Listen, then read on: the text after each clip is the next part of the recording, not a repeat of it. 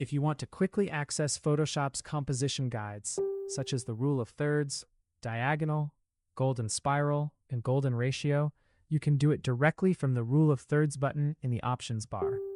First, select the crop tool by pressing C on your keyboard or choosing it from the toolbar.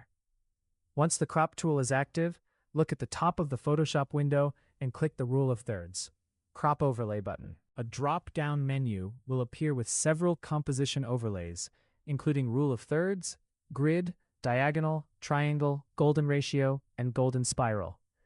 Simply choose the guide you want to use, and it will immediately appear over your image. As you move or crop your photo, use the overlay to position your subject and create a more balanced, professional-looking composition.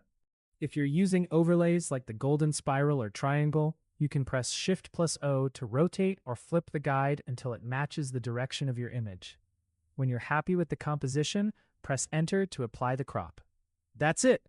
Using the Rule of Thirds button gives you quick access to Photoshop's built-in composition guides, making it easy to improve the visual impact of your photos and designs. Thanks for following this tutorial, and be sure to check out more Photoshop tips and tricks to improve your editing workflow.